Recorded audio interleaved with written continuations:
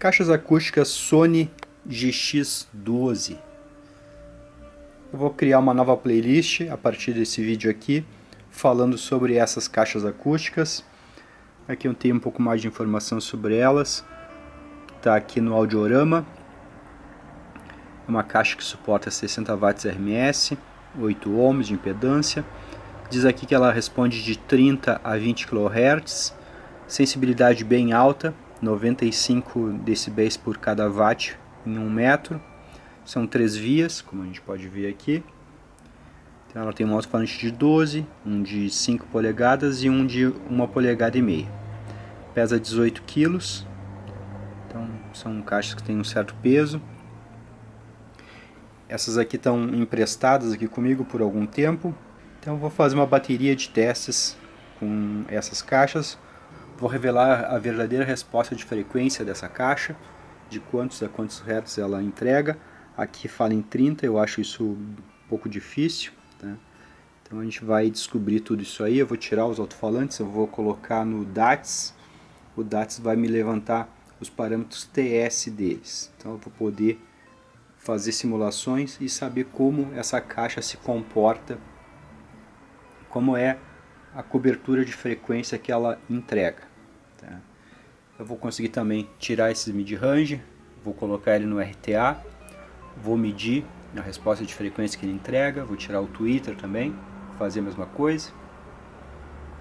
Eu vou checar esses potenciômetros que tem aqui, porque geralmente eles acabam dando muito mau contato, então acaba falhando. A gente dá uma giradinha aqui um pouquinho e acaba falhando o áudio. Tá? Então a gente vai ter um longo caminho aqui falando dessas caixas e desvendando como se comporta uma caixa vintage desse tempo. Tá? Aqui já existia uma certa tecnologia, os parâmetros TS já estavam prontos, eles poderiam ter usado ou usaram, então a gente vai descobrir isso para ver também se essa caixa está bem alinhada com relação ao duto. Ela tem um duto aqui chato embaixo. Então, será que esse duto aí está certo para esse volume, para essa caixa, para esse alto-falante? Vamos descobrir.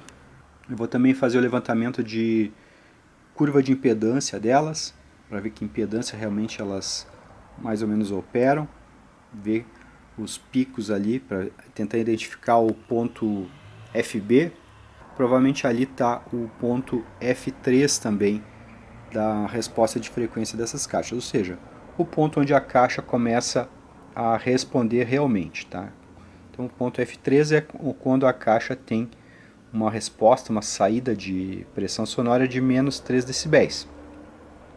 Então, quando ela começa a diminuir a intensidade de som, ali a gente marca o ponto da resposta de frequência. Tá? Então acontece para o mid-range, então ele começa, por exemplo, lá nos 800 e vai até uns 6000, e aí tem os pontos de menos 3 dB, mesma coisa no tweeter, então o tweeter vai começar a responder ele nos 4 kHz, 3 kHz e depois vai morrer lá perto dos 20. Então vai ter pontos de menos 3 decibéis que a gente pode mais ou menos conferir. Tá?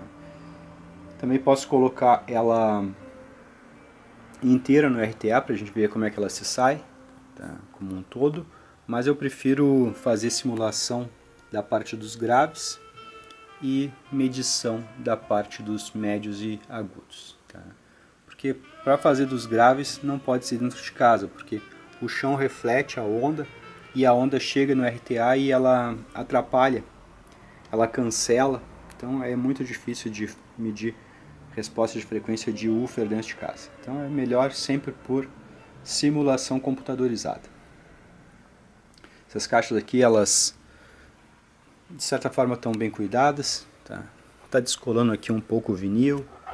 Tem algum tipo de inchadinho, tá? Mas é bem pouco mesmo.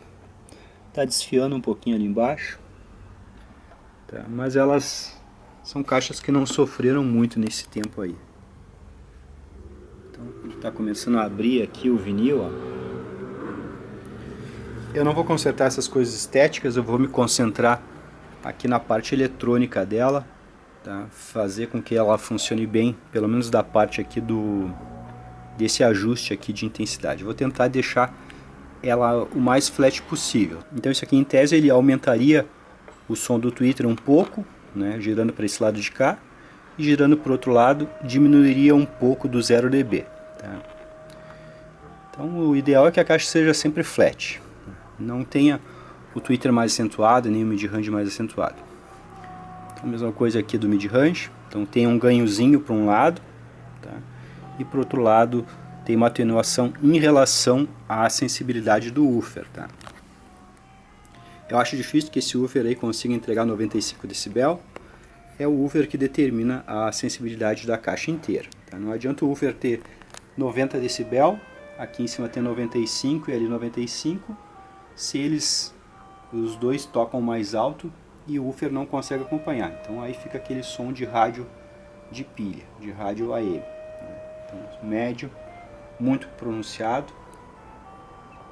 Então tem que ser um balanço, o woofer tem que ser uma sensibilidade, digamos que adequada, porque se ele for muito sensível ele acaba tendo que ser muito leve, o cone, e aí ele acaba realmente tocando alto, mas ele não consegue reproduzir baixas frequências. Eu vou fazer as medições então todas que eu puder fazer nessas caixas, e também comparações dessas caixas aqui com outras caixas, por exemplo essas aqui que eu tenho. Vou botar lado a lado, eu tenho um chaveador de caixa acústica, eu consigo fazer isso à distância com o controle remoto, sem eu precisar mexer em fio nenhum, só apertando um botão. Então vai ser uma série de vídeos bem legais, falando sobre caixas acústicas vintage, caixas acústicas que muita gente gosta, né? Eu já acabei dando minha opinião sobre elas em vários vídeos, pelo fato de que são caixas bonitas até, mas se a gente quer realmente alta fidelidade, a gente às vezes tem que desistir de caixas vintage. Tá?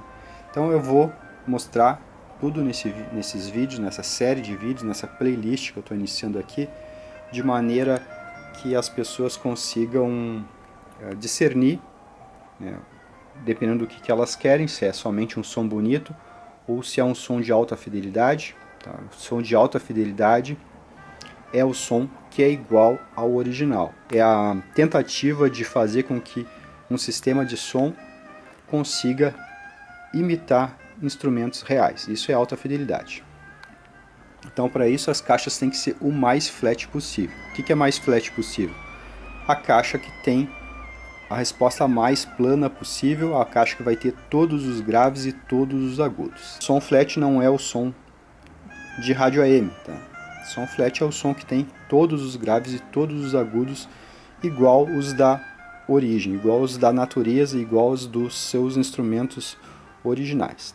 Então a única forma de a gente tentar reproduzir isso da mesma forma, ou seja, de forma natural, é gravar esses sons de maneira flat e tentar reproduzir flat. Então só caixas flat vão conseguir trabalhar com um sinal flat. Por exemplo aqui, ó, eu estou ligando aqui no Quasar 2480. Ele não tem controles tonais, não tem load, não tem nada.